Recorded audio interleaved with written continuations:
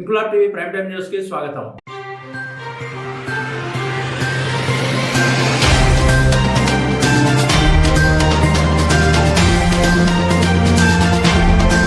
తనపై రాజకీయంగా బురద జల్లడానికే తప్పుడు ఆరోపణలు చేస్తూ అక్రమ కేసులు పెడుతున్నారని సోమవారం కాకినాడలో నిర్వహించిన ప్రెస్ మీట్ లో అసత్య ప్రచారాలు చేశారని ఏలేశ్వరం మున్సిపాలిటీకి చెందిన రాష్ట్ర ఓబీసీ మోర్చా ఉపాధ్యక్షుడు పైలా సుభాష్ చంద్రబోస్ ఆరోపించారు. మంగళవారం నిర్వహించిన విలేకరుల సమావేశంలో ఆయన మాట్లాడుతూ జగనన్న కాలనీలో పన్నుల పేరుతో కొంతమంది నాయకులు చేస్తున్న అక్రమ వసూళ్ల వ్యవహారం బయటపడుతుందనే ఉద్దేశంతోనే తనపై తప్పుడు కేసులు పెట్టారని, తన వద్ద అన్ని ఆధారాలు ఉన్నాయని, సమాచార హక్కు చట్టం ద్వారా అన్ని వాస్తవాలు వెలుగులోకి వస్తాయని, న్యాయం జరుగుతుందని అన్నారు. తాను ఎలాంటి తప్పు చేయలేదని, ఎవరికి భయపడేది లేదని స్పష్టం చేశారు. తనపై వచ్చిన ఆరోపణలపై న్యాయ పోరాటం చేస్తానని, ఇకపై ఏలేశ్వరం మున్సిపాలిటీలో జరుగుతున్న అవినీతి అక్రమాలను ఆధారాలతో సహా ప్రజలకు ముందుకు తీసుకొస్తానని పైలా సుభాష్ చంద్రబోస్ మీడియాతో అన్నారు.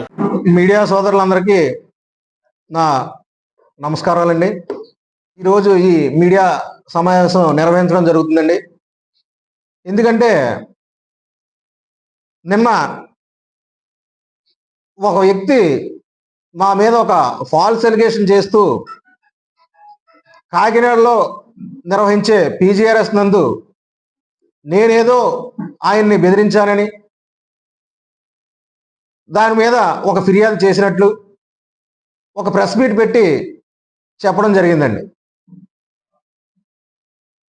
నా మీద గతంలో సదరు వ్యక్తి ఒక ఫాల్స్ రిప్రజెంటేషన్ ఇచ్చి, అంటే జగనన్న కాలనీలో జరుగుతున్న అవకతవకల మీద జగనన్న కాలనీ వాసులందరూ కూడా మున్సిపల్ అధికారులకు ఫిర్యాదు చేస్తే, ఒక బాధ్యతాయుతమైన పౌరుడిగా రాజకీయాల్లో ఉన్నందుకు సదరు ఫిర్యాదుపై మీరు ఎంక్వైరీ చేయించి నిజానిజాలు వెలికి తీసి తప్పు చేసిన వ్యక్తుల మీద చర్యలు తీసుకోండి అని చెప్పేసి కమిషనర్ వారిని నేను చెప్పడం జరిగిందండి. దాని మీద కమిషనర్ గారు పోలీసు వారికి లేఖ రాశారు, సంబంధిత వ్యక్తికి కూడా నోటీస్ ఇవ్వడం జరిగింది. దీనిపై వివరణ ఇవ్వమని చెప్పేసి, ఆ వివరణ ఇస్తే వెనక ఉన్న నాయకులు బయటకు వచ్చేస్తారనే ఉద్దేశంతో ఆ వివరణ ఇవ్వక ముందే ఏదైతే మున్సిపల్ కమిషనర్ వారు నోటీస్ జారీ చేశారో అదే రోజున మా మీద ఒక ఫాల్స్ ఎఫ్ఐఆర్ రిజిస్టర్ చేయించడం జరిగిందండి. దాని మీద మమ్మల్ని అరెస్ట్ చేసి రిమాండ్కి పంపించడం, తదనంతరం మేము బెయిల్ మీద వచ్చిన తర్వాత ఎస్పీ గారికి పీజీఆర్ఎస్ దగ్గరికి వెళ్ళడం, ఆయన మా రిప్రజెంటేషన్ తీసుకోకపోవడం, దాని మీద మేము సమాచార హక్కు చట్టాల ప్రకారం సీసీటీవీ ఫుటేజ్ల కోసం అయితేనేమి, పీజీఆర్ఎస్ రిపోర్ట్ల కోసం అయితేనేమి, ఇవన్నీ కూడా సమాచార హక్కు చట్టం ప్రకారం గ్యాదర్ చేశాం. నేను అరెస్ట్ అయ్యి రిమాండ్ నుంచి బయటకు వచ్చి సుమారు 9 నెలల పైనే అవుతుందండి.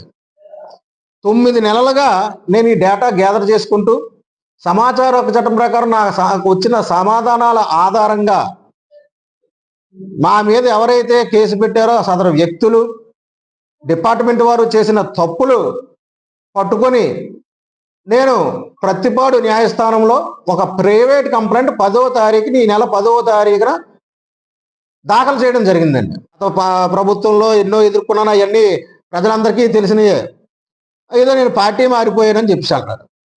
అంటే ఆయనకున్న చెప్పిన వ్యక్తులు అవ్వచ్చు, ఆయనకున్న నాలెడ్జ్ ప్రకారం అవినీతి చేసి అవినీతిని కప్పిపుచ్చుకోవడం కోసం అధికార పార్టీలోకి మారిపోయే నాయకులు చాలామంది ఈ నియోజకవర్గంలో ఉన్నారు. కాబట్టి అవినీతి పరులు పార్టీ మారిపోతున్నారు, నాకు తెలిసిన అవినీతి పరులు అందరూ ఎప్పటికప్పుడు పార్టీలు మారుస్తున్నారు అనే ఉద్దేశంతో నిన్న నన్ను కూడా ఇతను పార్టీ మారినే అవినీతి పరుడు అన్నాడు. అంటే అవినీతి చేసి పార్టీ మారిన వారితోటి పార్టీ మారిన నన్ను లెక్క పెట్టాడు. వాళ్ళు అవినీతిని కప్పించుకోవడానికి పార్టీలు మారుతుంటారు. అంటే పార్టీ మారారు కాబట్టి ఇతను అవినీతి పరుడు, నేను అవినీతి చేయలేదు అని చెప్పేసి ఒక ఆరోపణ మళ్ళీ చేశాడండి. అంటే ఇంతకాలం నేను ప్రైవేట్ కంప్లైంట్ వేసి దాకా లేని బెదిరింపులు, నేను ప్రైవేట్ కంప్లైంట్స్ న్యాయ పోరాటం చేస్తుంటే నన్ను బెదిరించడం కోసం, నేను ప్రైవేట్ కంప్లైంట్ విత్డ్రా చేయించుకునేలాగా నన్ను మానసికంగా కృంగదీయడం కోసం ఈ బెదిరింపు చర్యలు చేయడం జరిగింది.